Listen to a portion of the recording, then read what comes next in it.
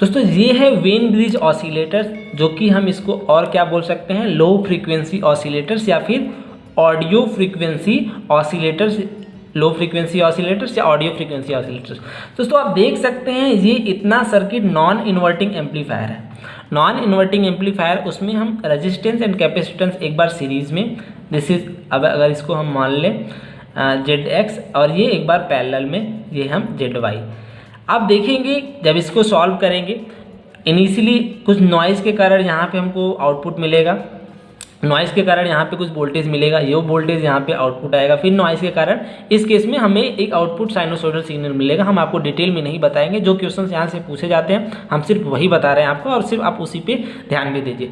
यहाँ पे जो क्वेश्चंस पूछे जाते हैं जनरली, अगर यहाँ पे CX CY या फिर इसकी वैल्यू R1 R2 कुछ भी हो सकती है, तो इस केस में एक तो इसका जो गेन है, इस सर्किट का गेन, जैसा कि ये मैंने आपको ऊपर दिखाया है कि एक तो एम्पलीफायर सर्किट रहेगा, एक फीडबैक एलिमेंट, ये नॉर्मली ऑसिलेटर्स का एक ब्लॉक डायग्राम है। एक एम्पलीफायर सर्किट रहेगा जिसका गेन A और एक फीडबैक एलिमेंट जिसका गेन बीटा रहेगा। तो यहाँ पे अगर हम देखें तो जो आउटपुट फ्रीक्वेंसी का एक्सप्रेशन आएगा for Wien bridge oscillator, it is F0 equals to 1/2 pi RC। अगर हम 2 पाई, अगर हम जनरल देखें, this is RX and RY multiplied by CX into CY।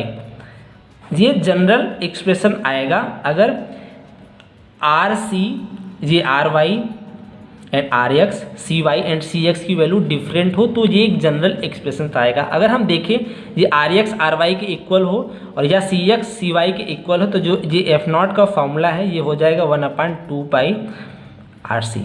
दोस्तों ये चीज़ याद रखने की आपको ज़रूरत है, ये हर एक एग्जामिनेशंस में नॉर्मली पूछा जाता है। ये जनरल फॉर्म है। अगर RX एंड RY की वैल्यू सेम ना हो, डिफरेंट हो, तो उस केस में ये फॉर्मूला आएगा।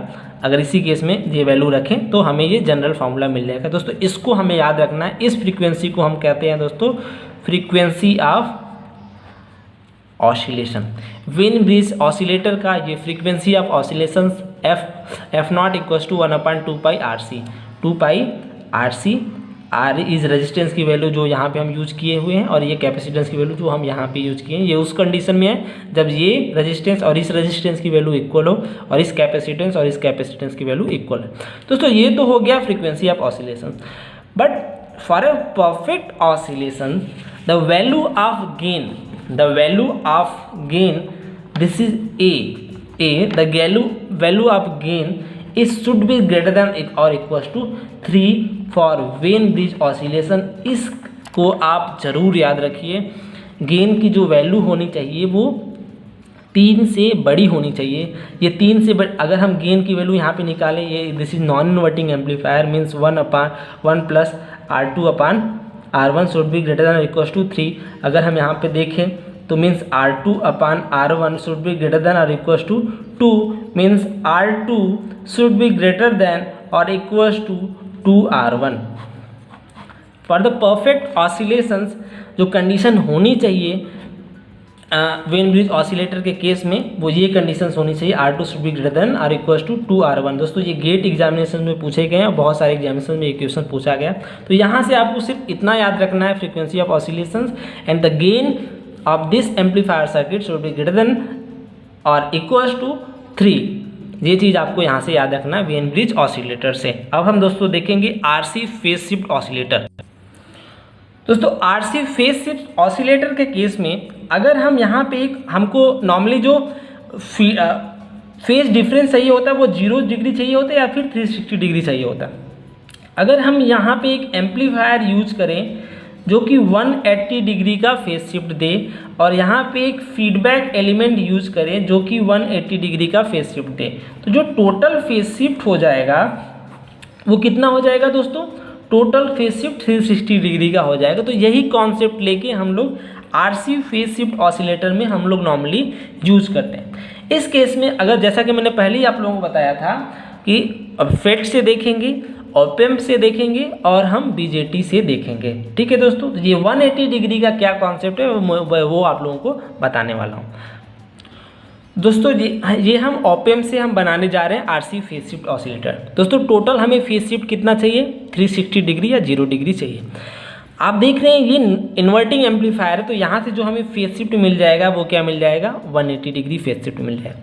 अब दोस्तों हम क्या करेंगे कि फीडबैक नेटवर्क को हम ऐसे अरेंज करें कि फीडबैक नेटवर्क से भी हमें 180 डिग्री का फेज शिफ्ट मिल जाए। तो टोटल जो फेज शिफ्ट होगा वो 360 डिग्री होगा और आउटपुट हमें ऑसिलेटर्स साइनोसॉइडल वेवफॉर्म मिल जाएगा। अब दोस्तों जनरली हम करते क्या है, जो फीडबैक एलिमेंट है यहाँ पे हम ये रेजिस्टेंस और कैपेसिटेंस, जो एक रेजिस्टेंस कैपेसिटेंस को हम इस फॉर्म में अगर हम लगाते हैं तो ये आइडियली हमको 90 डिग्री का फेज शिफ्ट देता है। बट प्रैक्टिकल सिचुएशन में ये हमें परफेक्ट 90 डिग्री का ना दे करके ये हमें अप्रॉक्सीमेटली 60 डिग्री का हमें फेज शिफ्ट देता है। कितना डिग्री का देता है तो 60 डिग्री का फेज शिफ्ट देता है। तो यहाँ पे ये तीन हम ये एलिमेंट आरसी एलिमेंट को हम यहाँ पे यूज़ कर लेंगे, 3 आरसी एलिमेंट्स को हम यहाँ पे यूज़ कर लेंगे। तो टोटल कितना फेज शिफ्ट मिल जाएगा दोस्तों, हमें यहाँ पे 60 डिग्री यहाँ से मिल गया, 60 डिग्री यहाँ से मिल गया, 60 डिग्री यहाँ से मिल गया। तो टोटल जो फेज शिफ्ट हमें मिल गया दोस्तों वो कितना मिल गया, 180 डिग्री। तो 180 डिग्री यहाँ से मिला, 180 डिग्री यहाँ से मिला, तो जो टोटल फेज शिफ्ट हो गया दोस्तों वो कितना हो गया, 360 डिग्री फेज शिफ्ट हो गया। आउटपुट हमें साइनोसॉइडल वेव मिलने लगा। दोस्तों ये केस कब है, यूजिंग ऑप-एम्प के केस में हम ये नॉर्मली ये कॉन्सेप्ट है, ये R C, this is R, this is C. इसका जो फ्रीक्वेंसी एक्सप्रेशन है मैं वो बताऊंगा। पहले मैं आप लोगों को बता दूं इसको बीजेटी और फिट से कैसे बनाते हैं। दोस्तों आपको पता होगा कि BJT as a inverter use होता है एंड फिट भी एज अ इन्वर्टर यूज होता है। इन्वर्टर मीन्स व्हाट, अगर हम इनपुट पे कोई सिग्नल दें तो आउटपुट पे हमें जो सिग्नल इसका इन्वर्ट होके दे या 180 डिग्री शिफ्ट फेज शिफ्ट करके दे, यही हम इन्वर्टर नॉर्मली हम जानते हैं और ये कॉन्सेप्ट हम यहाँ पे लगाएंगे। तो अगर हम बीजेटी को कॉमन इमिटर में यूज़ करते हैं तो नॉर्मली ये हमें इन्वर्टर सर्किट देता है या फिर हम इसको इन्वर्टर की तरह यूज़ करते हैं। अगर फेट की बात करें तो कॉमन सोर्स की तरह हम यहाँ पे यूज़ करते हैं, तो ये हमें 180 डिग्री आउट ऑफ फेज का हमें या फिर इन्वर्टेड आउटपुट हमें देता है। तो ये कॉन्सेप्ट को हम यूज़ करके यहाँ पे using BJT and using FET हम डिज़ाइन करेंगे, क्योंकि क्वेश्चंस पूछे गए हैं कि फॉलोइंग सर्किट रिप्रेजेंट्स, जैसा कि मैं आप लोगों को बताने वाला हूँ। दोस्तों this is RC phase shift oscillator using BJT and this is fit. ये जो इतना सर्किट डायग्राम है सेल्फ बायस में, ये यहाँ पे हमें 180 डिग्री का फेज शिफ्ट देगा और इस फीडबैक एलिमेंट से हम 180 डिग्री का फेज शिफ्ट ले लेंगे। तो टोटल जो फेज शिफ्ट हो जाएगा दोस्तों वो 360 डिग्री का फेज शिफ्ट हो जाएगा। सेम कॉन्सेप्ट यहाँ पे है कॉमन सोर्स के केस में यहाँ पे हमें 180 डिग्री का आउटपुट मिलता है, नेगेटिव मिलता है, 180 डिग्री का फेज शिफ्टेड आउटपुट मिलता है। इस 180 डिग्री फेज शिफ्टेड आउटपुट को हम इस फीडबैक एलिमेंट को देंगे जो कि हमें 180 डिग्री का एक्स्ट्रा फेज शिफ्ट करके देगा। तो फिर से हमें जो इनपुट पे मिल जाएगा वो क्या मिल जाएगा दोस्तों, इनपुट पे जो हमें मिल जाएगा वो जो टोटल फेज डिफरेंस हो जाएगा वो क्या हो जाएगा दोस्तों, 360 डिग्री या फिर 0 डिग्री का फेज शिफ्ट हो जाएगा। तो यहाँ पे ये भी ऑसिलेटर की तरह वर्क करेगा। तो ये दोस्तों नॉर्मल ऐसे ही आप भी बना सकते हैं ऑसिलेटर्स को कॉन्सेप्चुअल बेसिस पे, यही है इसका कॉन्सेप्ट। अब हम दोस्तों देखेंगे यहाँ पे ये ऑप-एम्प के केस में जो फ्रीक्वेंसी आउटपुट फ्रीक्वेंसी का एक्सप्रेशन है उसके बारे में हम देखेंगे। ये नॉर्मली एग्जामिनेशन में पूछे जाते हैं। जो f0 की वैल्यू आउटपुट फ्रीक्वेंसी की वैल्यू आती है वो 1/2 पाई RC√6 ये आउटपुट की वैल्यू आती है। इसको आप याद रखिएगा, ये डायरेक्टली क्वेश्चन पूछा जाता है कि output frequency expression for this RC phase shift oscillators and the value of ये R एंड RF जो गेन की वैल्यू होनी चाहिए in case of RC phase shift oscillator is greater than और इक्वल्स टू 29। ये बहुत सारे एग्जामिनेशन में पूछे गए हैं, ये डायरेक्टली क्वेश्चन पूछे जाता है। The gain of RC phase shift oscillator should be greater then 29। तो आप देखेंगे यहाँ पे ये इन्वर्टिंग एम्पलीफायर है, इस केस में जो इस एम्पलीफायर सर्किट का गेन हो जाएगा वो क्या हो जाएगा दोस्तों, RF/R। माइनस के केस में यहाँ पे मॉडुलो हम लगा रहे हैं, मॉडुलो 29। तो यहाँ पे आप देख सकते हैं RF की जो वैल्यू है, ये फीडबैक रेजिस्टेंस की जो वैल्यू है शुड बी ग्रेटर देन और equals to 29 times of this input resistance R। ये कंडीशंस होता है for a perfect oscillation using RC phase shift oscillator. ये चीज़ें आप याद रखिएगा। और ये हम कैसे डिजाइन किए हैं इस चीज़ को आप याद रखिएगा। आप जरूर कभी जीवन में नहीं भूलेंगे कैसे हम RC फेज शिफ्ट ऑसिलेटर्स बनाए हैं। ऐसे सर्किट्स को आप देखेंगे डायरेक्टली बता देंगे कि हाँ ये किस टाइप के सर्किट्स हैं। और ये आउटपुट फ्रीक्वेंसी एक्सप्रेशन भी आप याद रखिएगा और ये गेन की वैल्यू भी आप याद रखिएगा। ये दोस्तों था अभी ऑडियो फ्रीक्वेंसी ऑसिलेटर्स या लो फ्रीक्वेंसी ऑसिलेटर्स। अब हम दोस्तों देखेंगे इंपॉर्टेंट रेडियो फ्रीक्वेंसी ऑसिलेटर्स या हाई फ्रीक्वेंसी ऑसिलेटर्स, उसको भी आपको याद रखना है। पहले सबसे बड़ी बात कि ऑडियो फ्रीक्वेंसी ऑसिलेटर्स कौन कौन से हैं और रेडियो फ्रीक्वेंसी ऑसिलेटर्स कौन कौन से हैं। अब हम देखेंगे Hartley oscillators, कॉलपिट oscillators and clap oscillators. दोस्तों अब हम देखेंगे LC ऑसिलेटर्स या हाई फ्रीक्वेंसी ऑसिलेटर्स या रेडियो फ्रीक्वेंसी ऑसिलेटर्स। ये सबके इनके नाम हैं। इनमें हम देखना चाहेंगे सबसे हार्टले ऑसिलेटर्स। हार्टले ऑसिलेटर्स दोस्तों ये एम्पलीफायर सर्किट है जो कि हम यहाँ पे या फिर कॉमन इमिटर या फिर कॉमन सोर्स या फिर इन्वर्टिंग एम्पलीफायर को हम यूज़ कर सकते हैं, जैसा कि मैंने आपको ये पीछे यहाँ पे ये बताया हुआ है। यहाँ पे हम कुछ भी यूज़ कर सकते हैं। इस LC ऑसिलेटर्स के केस में या फिर हाई फ्रीक्वेंसी ऑसिलेटर्स के केस में मेन जो रोल प्ले करता है वो ये फीडबैक एलिमेंट प्ले करता है। दोस्तों अगर हम हार्टले ऑसिलेटर्स की बात करें तो ये सर्किट सेम रहनी है सब में, तीनों ऑसिलेटर्स जो मैं बताने वाला हूँ। यहाँ पे जो याद करने का कॉन्सेप्ट है, अगर हम यहाँ पे दो इंडक्टर्स यूज़ कर लें और ये यहाँ पे जो ये वैल्यू है इसको हम कैपेसिटिव एलिमेंट को यूज़ कर लें, तो ये दोस्तों जो ऑसिलेटर्स बन जाएगा, ये हार्टले ऑसिलेटर्स बन जाएगा। दोस्तों नॉर्मली इसको याद करने का सिंपल सा तरीका देखिए दोस्तों। नॉर्मली इंडक्टर्स को हम जो उसकी यूनिट होती है वो क्या होती है, हेनरी में हम उसको हम यूज़ करते हैं। ठीक है दोस्तों, कैपेसिटर्स को C से हम डिनोट करते हैं, इसको L से डिनोट करते हैं। इसकी जो यूनिट होती है वो हेनरी में होती है।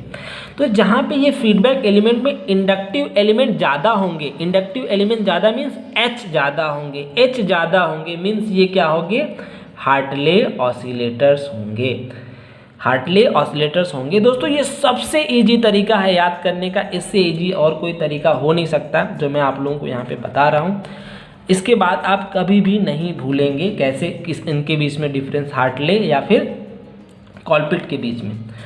दोस्तों अगर सेम सर्किट हम यहाँ पे देखें और ये जो फीडबैक एलिमेंट है, यहाँ पे ये दो कैपेसिटिव एलिमेंट और यहाँ पे ये एक इंडक्टिव एलिमेंट यूज़ हो जाए, लाइक अगर हम इसको हम रिमूव करें इस एम्पलीफायर के बाद, यहाँ पे ये सर्किट ऐड हो जाए और यहाँ पे ये कैपेसिटिव और ये यहाँ पे इंडक्टिव एलिमेंट यूज है इस फीडबैक एलिमेंट में, तो ये दोस्तों हो जाएगा कॉलपिट ऑसिलेटर्स। दोस्तों इसको याद करने का सबसे सिंपल सा तरीका, यहाँ पे मैक्सिमम कैपेसिटर और मीन्स मैक्सिमम ज़्यादा अमाउंट में C यूज हो रहा है। क्या यूज हो रहा है, C यूज हो रहा है। तो इस ये C और ये C आप दोनों देखेंगे मैच कर रहा है, मीन्स ये क्या हो जाएगा, कॉलपिट ऑसिलेटर्स हो जाएगा दोस्तों। क्या हो जाएगा दोस्तों, कॉलपिट ऑसिलेटर्स हो जाएगा। अभी लास्ट ऑसिलेटर्स अगर हम देखें, क्लैप ऑसिलेटर्स। कौन सा ऑसिलेटर्स दोस्तों, क्लैप ऑसिलेटर्स। अगर हम क्लैप ऑसिलेटर्स की बात करें दोस्तों, अगर हम क्लैप ऑसिलेटर्स की बात करें तो आप देखेंगे ये जो कॉलपिट ऑसिलेटर्स हैं इसका जो ये कैपेसिटिव एलिमेंट्स ये सेम है, बस ये इंडक्टिव एलिमेंट्स में ये कैपेसिटिव एलिमेंट को हम एक एक्स्ट्रा सीरीज में ऐड कर दिए हैं। तो ये टाइप के ऑसिलेटर्स क्या कहलाएंगे दोस्तों, क्लैप ऑसिलेटर्स कहलाएंगे। दोस्तों याद करने का सबसे सिंपल सा तरीका है, कॉलपिट को आपने पहचान लिया, हार्टले को आपने पहचान लिया, तो बचा क्या दोस्तों, जो बचा वो क्या हो जाएगा, क्लैप ऑसिलेटर्स हो जाएगा। क्या हो जाएगा दोस्तों, क्लैप ऑसिलेटर्स हो जाएगा। अब इनके हम आउटपुट फ्रीक्वेंसी को देखेंगे। आउटपुट फ्रीक्वेंसी को देखने के बाद आप ये यहाँ से डायरेक्टली क्वेश्चन पूछे जाते हैं कि which of the following is output frequency expression for Hartley oscillators and कॉलपिट oscillators. दोस्तों आउटपुट फ्रीक्वेंसी एक्सप्रेशन है F0 = 1/2 पाई L इक्विवेलेंट इंटू C।